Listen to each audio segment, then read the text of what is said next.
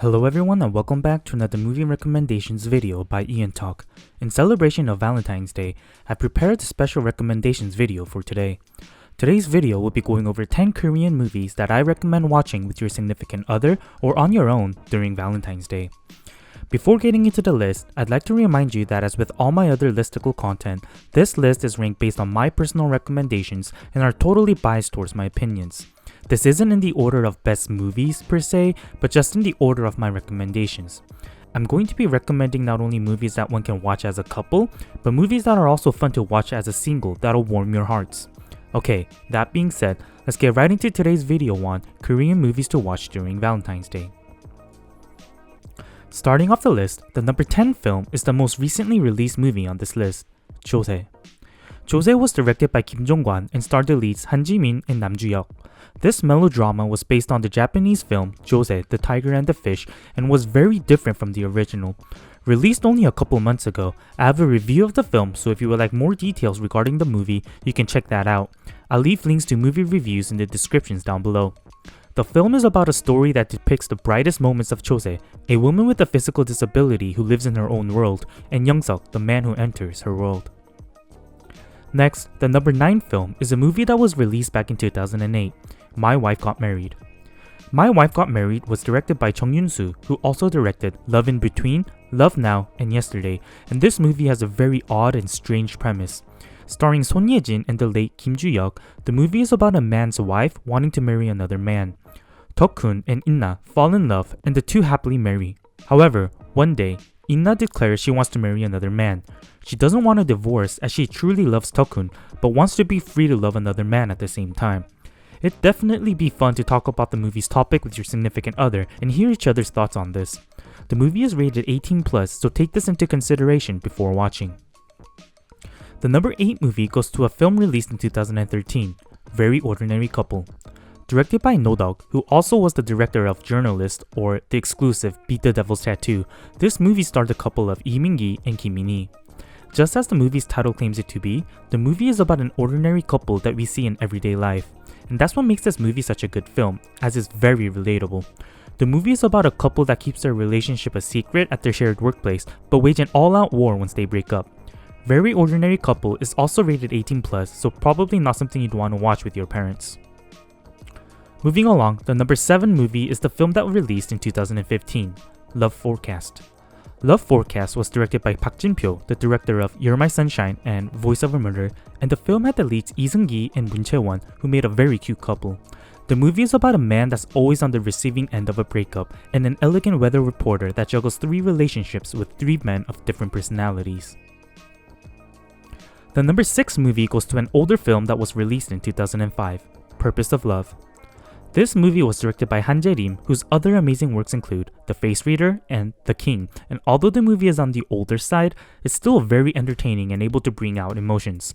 Starring as the main leads were Park Hae-il and Kang Hae-jung, and this film is also rated 18+, so you probably wouldn't want to watch this with someone that'll make things awkward. The movie revolves around Yurim and Hong, who are teachers at a high school, and the two meet when Yurim gets a new job at the school. Upon seeing Hong, Yurim can't help but want to sleep with her and straight up confesses his feelings. However, Hong isn't someone to look lightly. Purpose of Love shows the possible dark sides of relationships and how you can't trust someone too easily. The number 5 movie is a relatively recently released film, releasing in 2019, Crazy Romance. Crazy Romance was directed by Kim Han-gyul and starred Kim Le-won as the male lead and Kong Yoo-jin as the female lead. As with the number 8 movie, this is another very real movie that takes a look at everyday relationships and is a love story between Chae-hoon, who can't let go of his ex-girlfriend, and Sun-young, who's breaking up with her boyfriend. I've got a review of the film, so be sure to check it out for more details. Moving on to the number 4 spot, the number 4 movie goes to the 2011 film, Spellbound. Spellbound was directed by Hwang In-no, whose other work includes Monster, and had the queen Son Ye-jin as the female lead and Lee Min-gi as the male lead. The movie is an uncommon mashup of horror, romance, and comedy, and much like how uncommon this genre is, the premise is quite different as well. However, that's a good thing in this case, as the movie was definitely a fun ride. Spellbound is about a magician that meets an eccentric girl and offers her to work together in his magic show. He starts to get to know her personally and develops a feeling towards her, but she has a very particular problem. She can see ghosts and crazy things happen to the people around her. Definitely check this out if you haven't. Coming in at number 3 of my list of Valentine's Day movies is the oldest film on this list, My Sassy Girl. My Sassy Girl is a rom-com that was directed by Kwak Jae-young, and the movie is nearly 20 years old now. Although the movie is a couple decades old, the movie has aged very well and is considered one of the best comedic productions out of Korea. Starring the young Chun Ji-yeon and Cha Tae-yeon, the movie is about a college student that becomes involved with a self-centered young girl who humiliates him at every turn. Although the premise may not seem very special, that's what makes it so good. Much like other movies mentioned, it's how the movie is able to take ordinary events and portray it in a special manner that makes My Sassy Girl so great.